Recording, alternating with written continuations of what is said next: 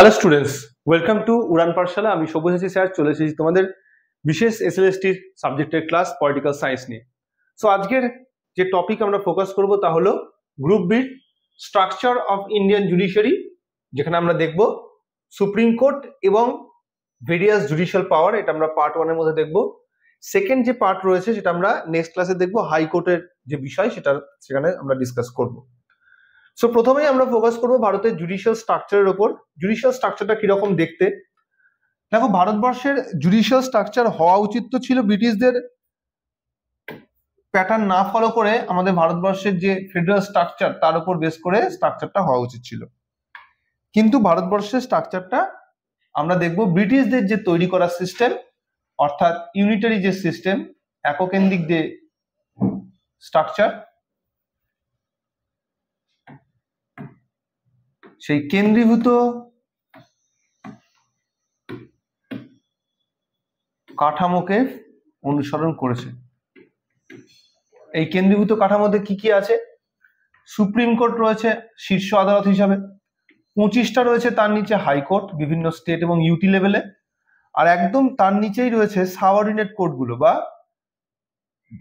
নিম্নতন আদালত। নিম্নতন আদালতের বিভিন্ন ডিভিশন হয়, এর মধ্যে সর্বোচ্চ যদি কোর্ট বলো তাহলে হচ্ছে জেলা আদালত।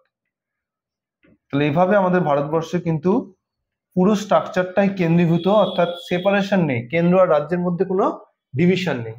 আর এটা কাদের দ্বারা ইন্সপায়ার্ড হয়েছে? আমরা ইউকের দ্বারা। ইউকে আমাদের ইন্ডিয়াতে এটাই তাদের সময় এস্টাবলিশ করেছিল এবং সেই স্ট্রাকচারটাকে আমরা ফলো করছি।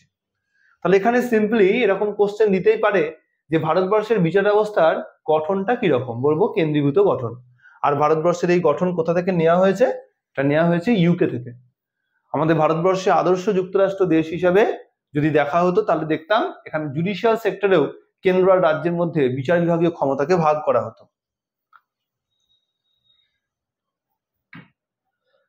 তাহলে বেসিক যে পয়েন্টগুলো রয়েছে, সুপ্রিম কোর্ট তার কনসেপ্ট ইউএসএ থেকে নেওয়া, তার মানে আলাদা করে যদি সুপ্রিম কোর্টের ধারণা বলা হয় তাহলে সেক্ষেত্রে ইউএসএ বলবো। পার্ট 5 এর চ্যাপ্টার 4 এ ডিসকাস করা হয়েছে, টোটাল আর্টিকেল হচ্ছে 124 টু 147। ইউনিয়ন লিস্টের বিষয়, বর্তমানে যে চিফ জাস্টিস রয়েছেন 52তম চিফ জাস্টিস হচ্ছেন ভূষণ রামকৃষ্ণ গভাই। ইনি 20 মে 2025 তিনি অ্যাপয়েন্টেড হয়েছেন। তার সময় এন্ড হবে 23 নভেম্বর 2025। 65 বছর বয়স হলে আমরা জানি সুপ্রিম কোর্টের জাজেসদের রিটায়ারমেন্ট হয়, তো তার 65 বছর বয়স হয়ে যাবে 23 নভেম্বর 2025, তো তিনি রিটায়ারমেন্ট নেবেন।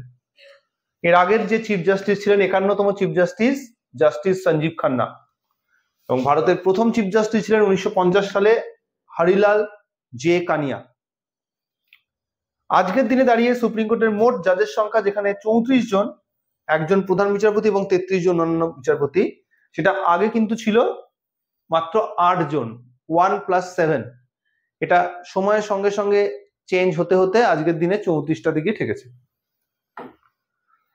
তাহলে আমাদের ভারতবর্ষের সুপ্রিম কোর্ট, আজকে যে সুপ্রিম কোর্টকে আমরা দেখতে পাই, সেই সুপ্রিম কোর্টের জার্নিটা শুরু হয়েছিল 1774 সালে কলকাতার ফোর্ট উইলিয়ামে। প্রথম আমরা দেখব সুপ্রিম কোর্ট ভারতবর্ষের মাটিতে তৈরি হচ্ছে ব্রিটিশদের জন্য, ব্রিটিশদের সাবজেক্ট নিয়ে সেখানে জাজমেন্ট দেওয়া হয়। 22 অক্টোবর 1774 ডেট। এই ডেটে ভারতের প্রথম সুপ্রিম কোর্টটি প্রতিষ্ঠিত হয়। স্যার এলিজা ইম্পে ছিলেন চিফ জাস্টিস এবং আরো 3 জন জাজ, মোট 4 জন জাজ নিয়ে এই সুপ্রিম কোর্টের জার্নি শুরু হয়। এরপরে আমরা দেখব এই সুপ্রিম কোর্টের পরিবর্তন ঘটে 1937 সালে গভর্নমেন্ট অফ ইন্ডিয়া 1935 এর মাধ্যমে। 1937 এ 1 অক্টোবর ফেডারেল কোর্ট প্রতিষ্ঠিত হয়। কারণ তোমরা জানো যুক্তরাষ্ট্র ব্যবস্থা মানে সেখানে একটি ফেডারেল কোর্ট থাকতে হয়, আর সেই ফেডারেল কোর্টের কাজ হয় কেন্দ্র আর রাজ্যের মধ্যে ঝামেলা হলে তার মীমাংসা করা। ব্রিটিশ পিরিয়ডে প্রথম ফেডারেল প্রভিশনের ইন্ট্রোডাকশন হয়েছে 1935 সালের অ্যাক্টে, আর তখনই সেই বৈশিষ্ট্যের মধ্যে একটি যুক্তরাষ্ট্র আদালত থাকার কনসেপ্টটাকেও প্রতিষ্ঠিত করা হয়। এভাবেই ভারতবর্ষের প্রথম যুক্তরাষ্ট্রীয় আদালতের প্রতিষ্ঠা। এই যুক্তরাষ্ট্র আদালতের চিফ জাস্টিস ছিলেন মরিস গোয়ার। এছাড়াও আরো 2 জন, টোটাল 3 জন জাজ নিয়ে এই ফেডারেল কোর্ট তৈরি হয়েছিল। এরপরে আমাদের ভারত ইন্ডিপেন্ডেন্স লাভ করে এবং ভারতের সংবিধানে আজকের দিনের যে সুপ্রিম কোর্ট তা এস্টাবলিশ করার কথা বলা হয়। 28 জানুয়ারি 1950 থেকে বর্তমান সুপ্রিম কোর্ট যেটা রয়েছে তার জার্নি শুরু। প্রথম যে মামলা নেওয়া এবং মামলা নিষ্পত্তি সেটা এই ডেট থেকে শুরু হয়। এটাই হচ্ছে সুপ্রিম কোর্টের প্রতিষ্ঠা দিবস।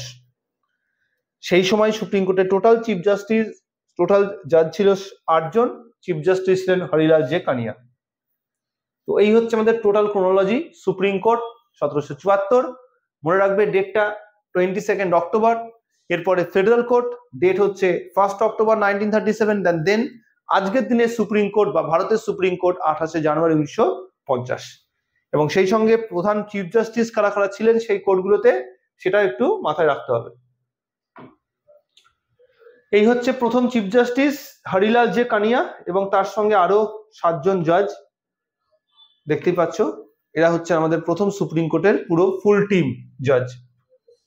75 বছর পূর্তি করেছে এই বছরই, তো সেটা রেসপেক্টে এই ছবি পাবলিশ করা হয়েছিল গভর্নমেন্টের ওয়েবসাইটে।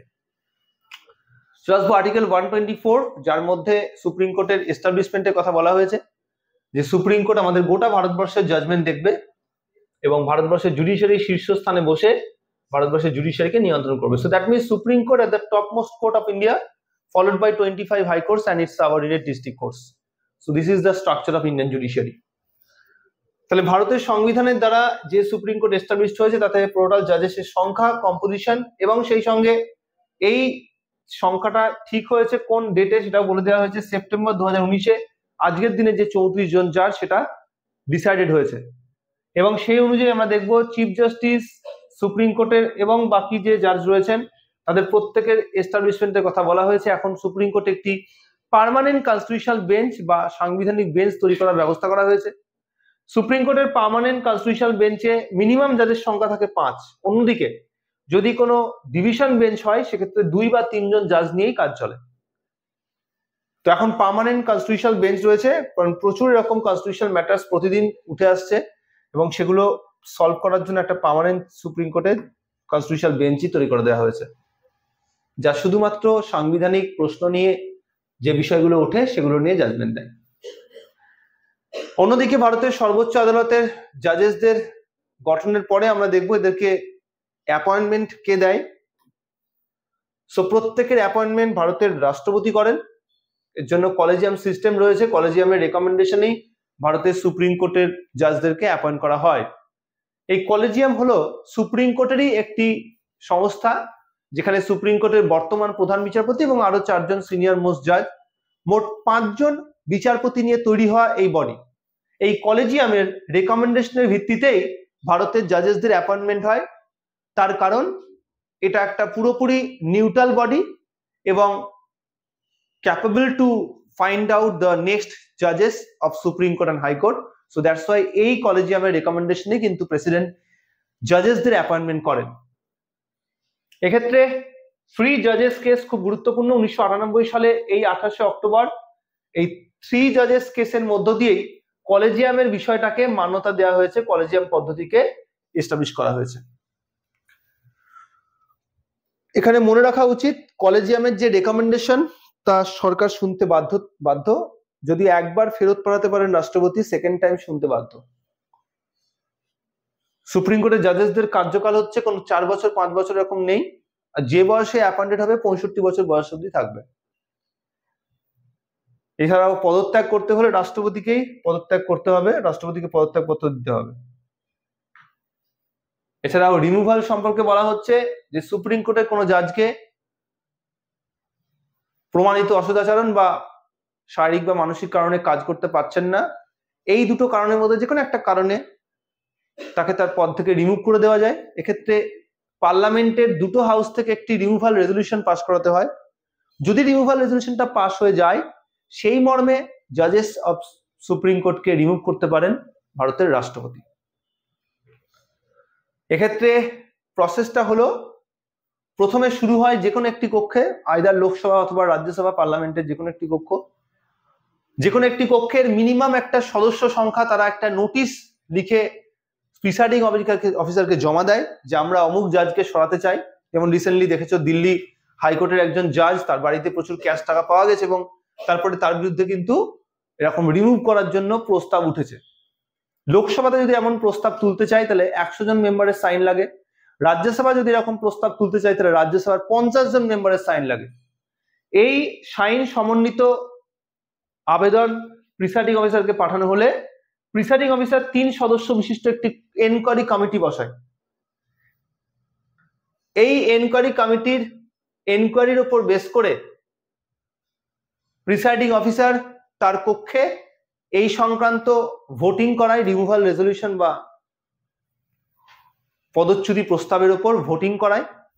যদি অধিকাংশ মেম্বার বা মেজরিটি, যেটা বলা হয়েছে স্পেশাল মেজরিটির মাধ্যমে রিমুভাল হয়, তো স্পেশাল মেজরিটির মাধ্যমে যদি এটা দুটো হাউস থেকে পাস হয়ে যায় তাহলে রাষ্ট্রপতির কাছে যাবে এবং রাষ্ট্রপতি সেই রেকমেন্ডেশনের ভিত্তিতেই একজন জাজকে তার পদ থেকে রিমুভ করে দিতে পারবেন। আমাদের ভারতবর্ষে এই পদ্ধতিতেই সুপ্রিম কোর্টের জাজ ছাড়াও হাইকোর্টের জাজদেরকে রিমুভ করা হয়, ক্যাগ অফ ইন্ডিয়াকে রিমুভ করা হয় এবং চিফ ইলেকশন কমিশনারকে রিমুভ করা হয়।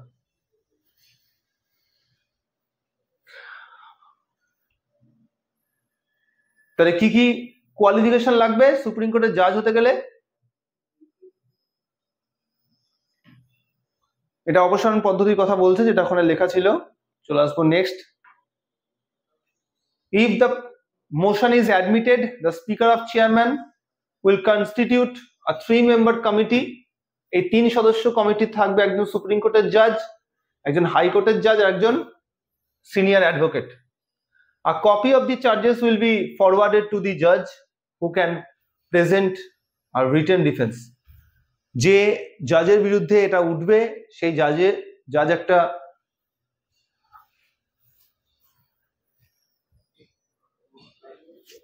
Copy of charges will be forward, তাকে পাঠানো হয় যে কি চার্জেস তার এগেনস্টে উঠেছে, তার রেসপেক্টে তিনি কোনো বক্তব্য রাখতে চাইলে সেটা লিখিত রূপে দিতে পারে, সেন্ড করতে পারে আত্মপক্ষ সমর্থনের জন্য। After consulting it's investigation, the committee will submit it's report to the speaker or the chairman. And যদি এই রিমুভাল রেজলিউশনটা সংক্রান্ত রিপোর্ট পায় তখন রাষ্ট্রপতি তাকে তার পদ থেকে সরিয়ে দেয়। কোয়ালিফিকেশন কি আছে? ইন্ডিয়ান সিটিজেন্স হতে হয় 1 নম্বর, দ্বিতীয়ত আইদার 5 বছরের হাইকোর্টের জাজ অথবা 10 বছরের যে কোনো হাইকোর্টের অ্যাডভোকেট। এই হচ্ছে ক্রাইটেরিয়া কোয়ালিফিকেশনের বিষয়। অপসারণ পদ্ধতি এবং তার কোয়ালিফিকেশন দেখলাম, যোগ্যতা দেখলাম। এখানে আর একটা জিনিস বলা হয়েছে যে যদি 10 বছরের অভিজ্ঞতা এবং 5 বছরের অভিজ্ঞতা না থাকে সেক্ষেত্রে কি হবে? বলছে একজন বিচক্ষণ বিচার বিশেষজ্ঞ, যাকে প্রেসিডেন্ট মনে হবে যে ইনি বিচার বিশেষজ্ঞ, তাকেও করা যেতে পারে। তাহলে এটা কিন্তু এই 3টের মধ্যে যে কোনো একটা কোয়ালিফিকেশন থাকলে তাকে ভারতীয় নাগরিকত্বের সঙ্গে ভারতের চিফ জাস্টিসও, ভারতের জাজেসদের পোস্টও দেওয়া যেতে পারে। আমাদের ভারতবর্ষে আজ পর্যন্ত একজনই ব্যক্তি রয়েছেন সুপ্রিম কোর্টের যার বিরুদ্ধে এরকম রিমুভাল রেজলিউশন উত্থাপন হয়েছিল। তিনি হচ্ছেন জাস্টিস বীরস্বামী রামস্বামী। 1993 সালে তার বিরুদ্ধেই উত্থাপন হয়েছিল, যদি এটা পাস করা যায়নি। ঠিক আছে। এছাড়াও রেস্ট্রিকশন অন প্র্যাকটিস, একজন সুপ্রিম কোর্টের জাজ হওয়ার পরে তিনি ভারতবর্ষের আর কোথাও প্র্যাকটিস করতে পারেন না। তো সেটা হচ্ছে অ্যানাদার ইম্পর্টেন্ট ম্যাটার, যে a judge of Supreme Court cannot be practiced in any court after being a permanent judge of the court. ওথের ক্ষেত্রে বলা হয়েছে রাষ্ট্রপতি শপথ গ্রহণ করাবেন প্রত্যেককে। আর্টিকেল বলা হচ্ছে 125 মধ্যে স্যালারি দেওয়া আছে, স্যালারি ডিটারমাইন করবে পার্লামেন্ট, আর চার্জ করা হবে কনসলিডেটেড ফান্ড অফ ইন্ডিয়া থেকে। প্রেজেন্ট স্যালারি হচ্ছে 2.8 লাখ রুপিস পার মান্থ, আদার্সদের হচ্ছে 2.5 lakh rupees per month. So এই হচ্ছে টোটাল আমাদের 124 নম্বর ধারার ডিটেলস। আশা করছি সবাই বুঝতে পারলে। তাহলে কার্যকালীন সময়ে কোনো জাজের স্যালারি কমানো যাবে না। চিফ জাস্টিসের স্যালারি কত? 2.8 লাখ, আদার্সদের কত? 2.5 লাখ। ধারা 124-এ ওগুলোই দেওয়া আছে, যেগুলো আমি একটু ডিসকাস করছিলাম, স্যালারি গুলো দেওয়া আছে। চলে আসবো next, article 126, acting chief justice of ইন্ডিয়ার কথা বলা আছে। বলছে during the vacancy of the post of chief justice of India, যদি সাডেনলি চিফ জাস্টিস অফ ইন্ডিয়ার ভ্যাকেন্সি হয়ে যায়, সিনিয়র মোস্ট জাজ of the supreme court of India act as chief justice of India, সেক্ষেত্রে তিনি সিনিয়র মোস্ট জাজের দ্বারাই appointed হবেন। Senior most acting chief justice হিসাবে তিনি সিনিয়র মোস্ট জাজকেই সেই পোস্টে অ্যাপয়েন্ট করা হবে। 127 নম্বর ধারা কি বলে?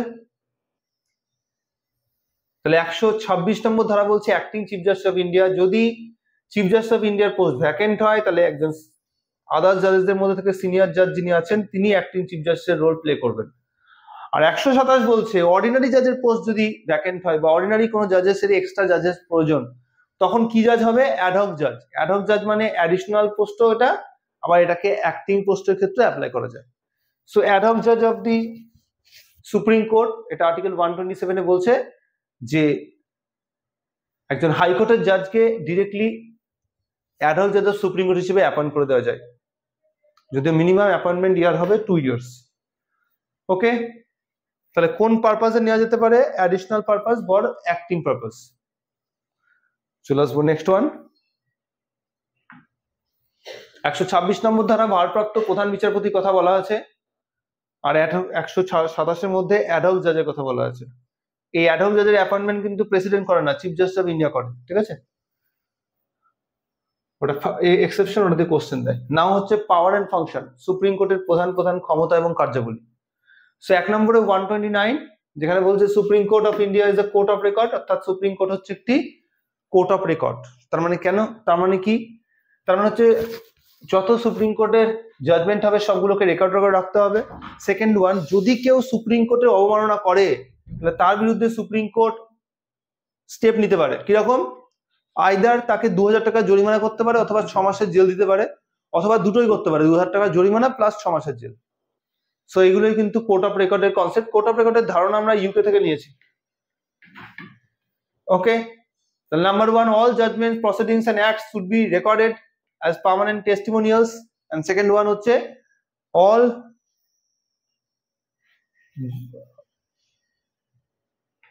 contempt of court এর এগেইনস্টে কোনো ব্যক্তিকে শাস্তি প্রদান করতে পারে। এটা হচ্ছে দ্বিতীয় কোর্ট অফ রেকর্ডের পাওয়ার। 129 নম্বর ধারার ব্যাখ্যা এখানে দেওয়া আছে, কোর্ট অফ রেকর্ডের মানে কি ডিসকাস করা হয়েছে এবং কোর্ট অফ রেকর্ডের কনসেপ্টের উপর বেস করে কি প্রদান করা হবে। নেক্সট আমরা পরের যে পাওয়ারের আর্টিকেলটা হচ্ছে 130। এখানে বলছে যে সুপ্রিম কোর্ট শুধুমাত্র দিল্লিতে বসে এরকম নয়, সুপ্রিম কোর্ট দিল্লি ছাড়া ভারতবর্ষের যে কোনো প্রান্তে বসতে পারে সুপ্রিম কোর্টের সভা। এক্ষেত্রে প্রধান বিচারপতিকে চাইতে হবে সেটা, আর আদার্স মানে এবং সেখানে পারমিশন দেবে হচ্ছে প্রেসিডেন্ট অফ ইন্ডিয়া। 131 নম্বর ধারা, 132 নম্বর ধারা এবং 133 নম্বর ধারা তিনটেই হচ্ছে আমাদের কেন্দ্র আর রাজ্যের মধ্যে ডিসপিউট সেটেলমেন্টের ধারা। 131 বলে অরিজিনাল জুরিডিকশন, যে 2 বা তার বেশি রাজ্যের মধ্যে ঝামেলা, কেন্দ্রের সঙ্গে রাজ্যের ঝামেলা, বা একদিকে কেন্দ্র এবং রাজ্য একদিকে, আর একদিকে রাজ্য কতগুলো, এইসব ঝামেলা নিরসন করতে পারে 131 নম্বর ধারা অনুযায়ী। নেক্সট 131 এর পরে হচ্ছে 132, এখানে অ্যাপিলেট জুরিডিকশনের কথা বলছে। Appellate jurisdiction of supreme court regarding the interpretation of the constitution, তাহলে সংবিধান ব্যাখ্যা করা সংক্রান্ত বিষয় যখন উঠে আসবে কোনো বিষয়ে, তখন এই আর্টিকেল 132 এর থ্রু দিয়ে আমরা সংবিধান ইন্টারপ্রিটেশন সংক্রান্ত মামলাটাকে সুপ্রিম কোর্টে অ্যাপিল করতে পারবো ওটা নিয়ে। নেক্সট হচ্ছে 133 নম্বর ধারা, এখানে সিভিল ম্যাটার্স গুলো রিলেটেড কোনো অ্যাপিল গ্রহণ করা যায়, কোর্ট করতে পারে গ্রহণ। আর 134 বলছে ক্রিমিনাল ম্যাটার্স রিলেটেড কোনো যদি মামলা করা হয় তাহলে সেটা গ্রহণ করতে পারে। সো এই হচ্ছে 132, 133, 134, এই তিনটে আর্টিকেল একই রকম দেখতে। নাও 135 এখানে বলছে function of the federal court of India. So recently federal কোর্টের ফাংশন গুলো আমরা দেখবো যে সব সুপ্রিম কোর্ট করে, কারণ আদর্শ যুক্তরাষ্ট্র দেশে এটা সুপ্রিম কোর্ট না করে ফেডারেল কোর্ট করতো, কিন্তু ভারতে ফেডারেল কোর্ট নেই, তার বদলে রয়েছে supreme court. So supreme court federal কোর্টের সেই কাজটা করে দেয় এই আর্টিকেল 135 এর থ্রু দিয়ে। আর নেক্সট ওয়ান আর্টিকেল 136 এ বলছে special leave to appeal by the supreme court of India except military court. তো স্পেশাল লিভ টু অ্যাপিল, যাতে তার নাগরিকত্ব বা তার যে পার্টিকুলার মামলা, সেই মামলাটা যাতে তার হাতে না থাকে, তার জন্য কোর্ট নিজে থেকেই সেই মামলাটা নিজের হাতে নিয়ে নিতে পারে। এটা হচ্ছে special leave to appeal.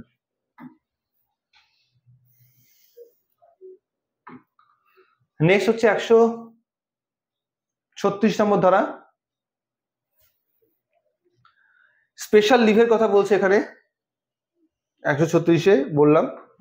Next হচ্ছে 137। আমরা এর আগে আর্টিকেল 13 পড়েছি মৌলিক অধিকারের মধ্যে, সেখানে কি পড়েছিলাম? জুডিশিয়াল রিভিউর পাওয়ার পড়েছিলাম, যে কেন্দ্র এবং রাজ্য সরকারের বানানো কোনো আইন বা কোনো অর্ডারের বৈধতা বিচার করার ক্ষমতা কোর্টের রয়েছে। এর জন্য আর্টিকেল 137 এখানেও সে একই রকম ভাবে বলেছে যে supreme court has the power to judicial review of any court.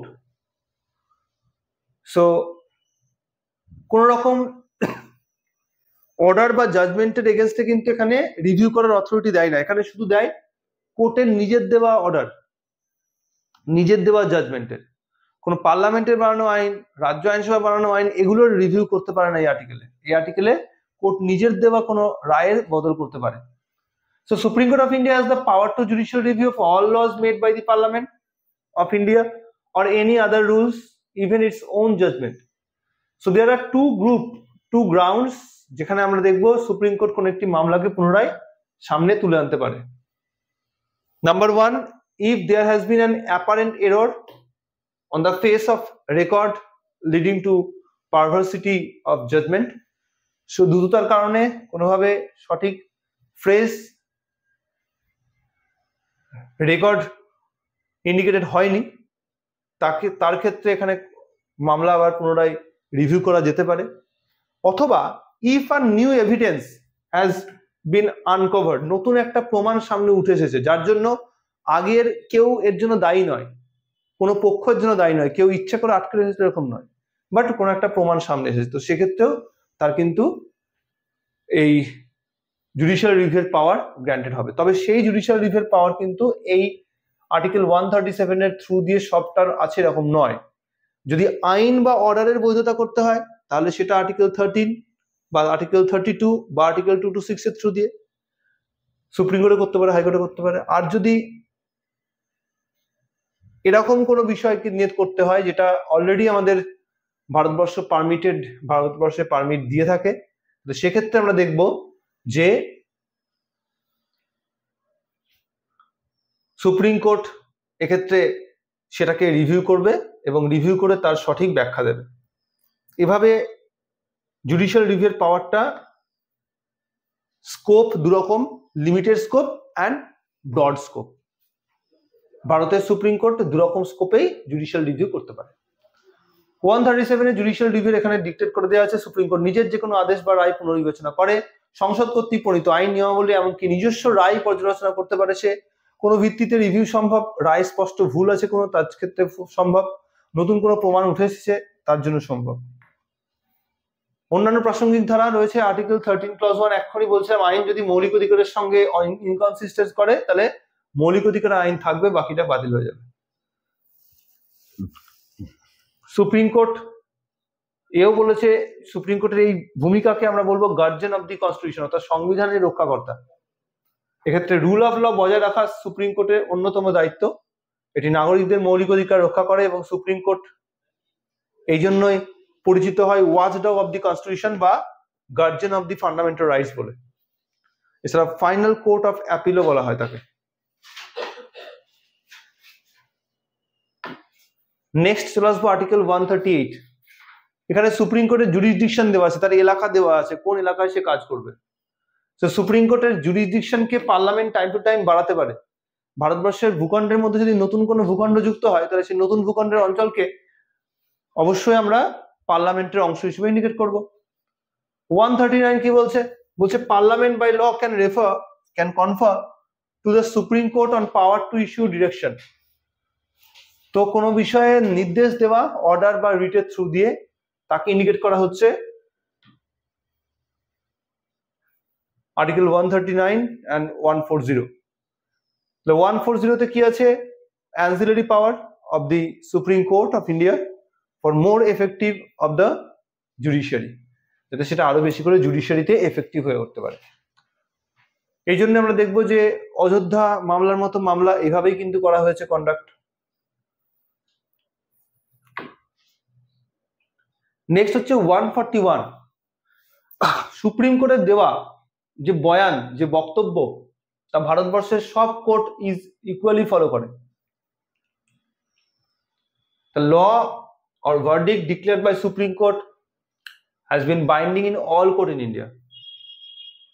এক্ষেত্রে আমরা দেখব সুপ্রিম কোর্ট কোনো রুলস যদি জারি করে তাকেও সবাই মানবে, সুপ্রিম কোর্ট কোনো যদি নির্দেশ দেয় রাজ্য সরকার বা কেন্দ্র সরকারকে, সেই নির্দেশও তারা মানতে বাধ্য। অন্যদিকে 142 বলছে supreme court of India in the exercise of its jurisdiction May pass such decree or make such order as is necessarily for doing complete justice. So complete justice দেওয়ার জন্য কোর্ট কি করতে পারে, স্পেশাল কোনো ইনিশিয়েটিভ নিতে পারে। আমি একটু আগে অযোধ্যা মামলার কথা বলছিলাম, এই অযোধ্যা মামলা কিন্তু পুরোপুরি এই 142 এর যে প্রভিশন রয়েছে তার উপর বেস করে এস্টাবলিশ করা হয়েছিল কমপ্লিট জাস্টিস দেওয়ার জন্য। and 143 it is advisory jurisdiction of supreme court. Supreme court কি করতে পারে, রাষ্ট্রপতি হিসাবে সে সুপ্রিম কোর্টের থেকে পারমিশন চাইতে পারে। এক্ষেত্রে সুপ্রিম কোর্টের কাছ থেকে সে অ্যাডভাইস জুরিসডিকশন বিষয়ে কোনো বিষয়ে অ্যাডভাইস চাইতে পারে এবং এই অ্যাডভাইস নিতে তিনি বাধ্য নন। সেটা যদি পারমিশন হতো তাহলে নিতে বাধ্য হতেন, এটা যেহেতু পারমিশন নয়, এটা কোনো অ্যাডভাইস হিসাবে তিনি নেন। তো এক্ষেত্রে এই অ্যাডভাইজারি জুরিসডিকশনের থ্রু দিয়ে সুপ্রিম কোর্ট প্রি কনস্টিটিউশনাল কোনো ম্যাটার, অর্থাৎ সংবিধান যখন কার্যকরী হয়নি তখনকার কোনো বিষয় নিয়ে ডিসকাস করতে পারে এবং সেটা করতে গিয়ে যদি কোনো এরকম বিষয় উঠে আসে যে কোনো একটা অতীতের আইন আজকের দিনের মৌলিক অধিকারের সঙ্গে মিলছে না, তাহলে বলা হবে যে আইনের ওই অংশটা বা আইনটা বাতিল হয়ে যাবে। Fundamental right will get more priority. এই যে আইনের কোনো অংশকে বাতিল করবে এটা দু রকমের হয়, একটা হয় আইনটাকে ইনঅ্যাক্টিভ করা, যদি ইনঅ্যাক্টিভ করে তাহলে ডক্ট্রিন অফ এক্লিপস ইউজ করবে, আর যদি ওটা ইনঅ্যাক্টিভ, আর যদি ওটা পুরোপুরি বাতিল করে দেয় তাহলে হবে ডক্ট্রিন অফ সেভারিলিটি। দুটো আলাদা আলাদা কনসেপ্ট, ওয়ান বাই ওয়ান দেখো। প্রথমত সুপ্রিম কোর্ট হচ্ছে তার প্রত্যেকটা জুরিসডিকশনকে কি করা হয়, কমপ্লিট জাস্টিসের জন্য সে প্রত্যেকটা জুরিসডিকশনকে সঠিকভাবে এস্টাবলিশ করে। যদি এই এস্টাবলিশমেন্টের পরে তাকে কোনো অ্যাডভাইস চাই সুপ্রিম কোর্ট থেকে, তাহলে সেই অ্যাডভাইস রাষ্ট্রপতিকে সুপ্রিম কোর্ট প্রোভাইড করবে। যদি প্রি কনস্টিটিউশনাল ম্যাটার হয় অ্যাডভাইস দিতে বাধ্য, যদি প্রেজেন্ট ম্যাটার হয় অ্যাডভাইস দিতে বাধ্য নয়। অ্যাডভাইস যাই দিক না কেন রাষ্ট্রপতি সেই অ্যাডভাইসটা শুনবে, অ্যাডভাইস যদি শুনে ভালো লাগে তাহলে অবশ্যই কি করবে, এই অ্যাডভাইসটাকে বাস্তবায়িত করবে, আর যদি না মনে হয় শোনার মতো নয় তাহলে ক্যান্সেল করে দেবে।